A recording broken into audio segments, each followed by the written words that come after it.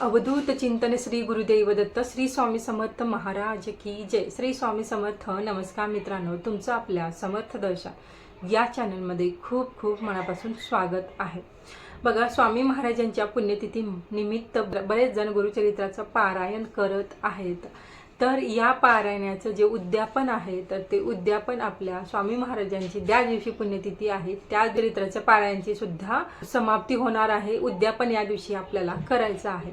पण केल्यानंतर आपल्याला आपल्या जे पूजा मांडणी आहे, तर त्या पूजा मांडणीतील साहित्याचं आपल्याला काय करायचं आहे। जसं की बघा, श्रीफळ असतं तर त्याचं काय करायचं, कलशातील पाणी असतं त्याचं काय करायचं, आपला अंगारा असतो त्याचं काय करायचं, आपली जी पोती आहे तर ती कशा पद्धतीने आपल्याला हलवायची आहे, आपलीचं इतर जे साहित्य आहे पूजा मांडणीतील त्यांचं काय करायचं आहे, याबद्दलची संपूर्ण माहिती आपण आजच्या व्हिडिओमध्ये बघणार आहोत। चला तर मग आजच्या व्हिडिओला सुरुवात करूया।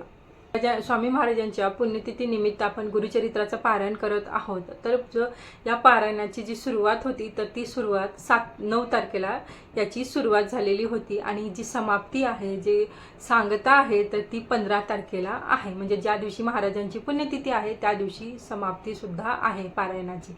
बघा, तुम्ही बरेच जण म्हणजे थोडं मागे पुढे 9 तारखेच्या मागे पुढे ज्यांनी गुरुचरित्राच्या पारायणाला सुरुवात केली असेल, तर त्यांनी सुद्धा 7व्याच दिवशी पारायणाची समाप्ती करावी। त्यामध्ये आपण केलं, नैवेद्य दाखवला, पूजा मांडणी जी आहे तर पूजा मांडणी आपल्याला उचलायची आहे। तर ती कशा पद्धतीने उचलायची आहे, पूजा मांडणी उचलताना आपल्याला सर्वप्रथम आपल्याला क्षमा याचना करायची आहे। आपल्याला आपलं 3 वेळेस नाक घासायचं आहे, म्हणजे आपल्याला क्षमा मागायची आहे।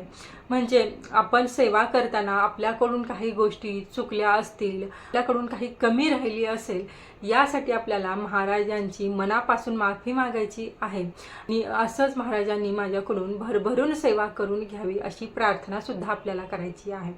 त्यानंतर महाराजांना आपल्याला त्रिवार मुजरा सुद्धा करायचा आहे।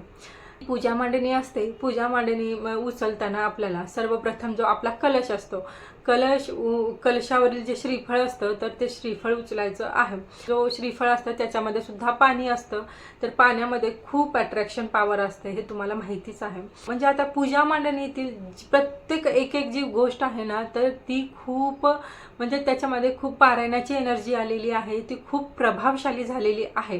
त्यामुळे त्यातली प्रत्येक जी गोष्ट आहे तर ती खूप खूप पवित्र झालेली आहे, त्यामध्ये भरपूर एनर्जी सामावलेली आहे।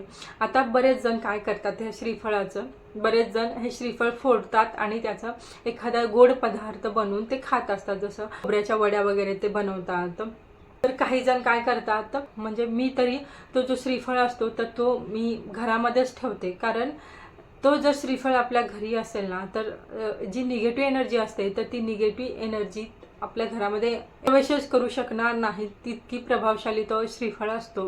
त्यामुळे तुम्ही बघा, तो श्रीफळ कुठेही ठेवू शकतात, अगदी तुम्ही घरामध्ये वरती तुम्ही बांधू शकतात, जिथे तुमचं देवघर आहे तिथे तुम्ही ठेवू शकतात। म्हणजे तुमच्या घरामध्ये जिथे जागा आहे श्रीफळ ठेवण्यासाठी तिथे तुम्ही तो श्रीफळ ठेवू शकतात। किंवा बघा, तुम्ही नदीमध्ये सुद्धा तो प्रवाहित करू शकतात, वाहत्या पाण्यामध्ये। आपला जो कलश असतो, कलशामधील जे पाणी असतं तर ते आपण 7 दिवस चेंज करत नाही, ते एकच पाणी असतं। तर त्यामधील जे नाणं आहे, सुपारी आहे, तर ते काढून घ्यायचं, कोरडं करायचं आणि इतर बाकीच्या ज्या पूजा असतात त्यावेळेस ते आपण वापरू शकतो। आणि जे कलशातील पाणी आहे ते सुद्धा खूप पवित्र झालेलं आहे, त्यामुळे ते सगळ्या आपल्या घरातील ज्या व्यक्ती आहेत त्या सगळ्यांच्या अंगावर हे पाणी शिंपडायचं आहे। आपल्या घरातील प्रत्येक कोपऱ्यामध्ये, प्रत्येक रूममध्ये सगळीकडे ते पाणी शिंपडायचं आहे, बाथरूम आणि टॉयलेट सोडून। आपला जो अंगारा असतो, जी विभूती आपली तयार झालेली असते, रोज आपली विभूती तयार झालेली असते, आपण रोज सकाळी संध्याकाळी आपली आरती असते, आपण अगरबत्ती महाराजांना लावत असतो, तर ती जी विभूती आहे तर ती विभूती निर्मल्यामध्ये टाकू नका, तर ती विभूती सुद्धा खूप प्रभावशाली आहे।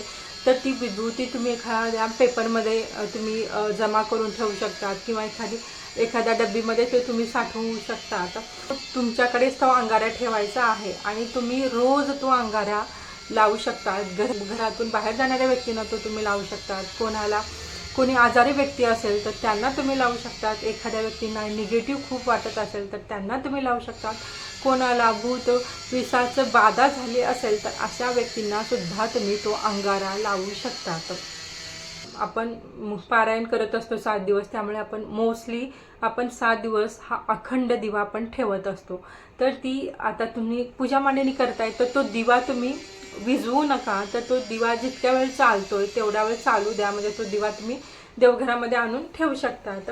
आणि त्यातली जी वात असते तर ती वात दूर होते, कारण ती वातीमध्ये सुद्धा या पारायणाची शक्ती सामावलेली आहे. आपल्या महाराजांचा जो फोटो आहे, मूर्ती आहे, तर ते उचलून आपल्याला आपल्या घरामध्ये जिथे जागा आहे त्यांची त्या ठिकाणी आपल्याला ठेवायची आहे.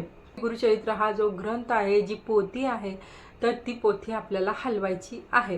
तर डायरेक्ट उचलायची आणि ती जागेवर ठेवायची असं करू नका. तर ती पोथी उचलताना सुद्धा एक विशिष्ट पद्धत आहे. स्वच्छ कापडामध्ये आपण ती गुंडाळून ठेवत असतो. पोथी पण कधीच ओपन ठेवत नसतो. तर पोथी हलवताना आपल्याला ती पोथीमधून ती पोथी उचलायची आहे. तो पोथी आपल्या छातीजवळ पकडायची आहे आणि जय जयकार करायचा आहे. जसं की बघा, श्री स्वामी समर्थ महाराज की जय, श्री गुरुदेव दत्त, श्री त्र्यंबकेश्वर महाराज की जय, गंगा गोदावरी माता की जय, भारत माता की जय, तुळजा भवानी माता की जय असं म्हणायचं. पोथीला नमस्कार करायचा.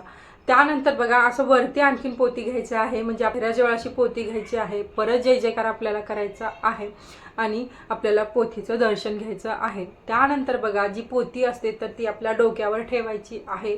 परत जय जयकार करायचा आहे आणि त्यानंतर आपल्याला पोथीला नमस्कार करून ती आपल्याला पोथी नेहमी हात लागणार नाही अशा ठिकाणी ऑफिसमध्ये व्यवस्थित गुंडाळून ती पोथी आपल्याला ठेवायची आहे.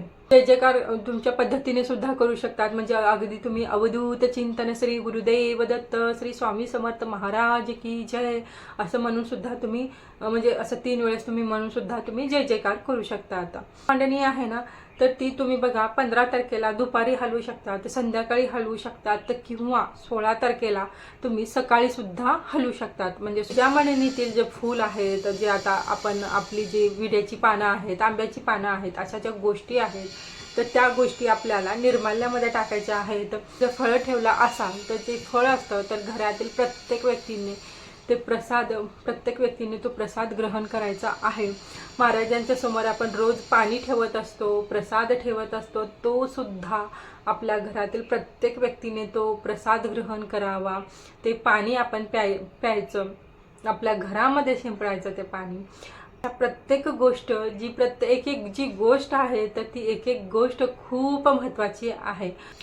ही छोटीशी माहिती तुम्हाला आवडली असेल, हा व्हिडिओ तुम्हाला आवडला असेल तर व्हिडिओला लाईक करा, शेअर करा आणि जे कोणी या चॅनलवरती नवीन आहे तर त्यांनी चॅनलला सबस्क्राईब करायला विसरू नका. चला तर मग परत भेटूया एका नवीन टॉपिकसोबत, नवीन व्हिडिओमध्ये. तोपर्यंत महाराजांची सेवा करत राहा, आनंदी राहा आणि म्हणत राहा अवधूत चिंतन श्री गुरुदेव दत्त. धन्यवाद.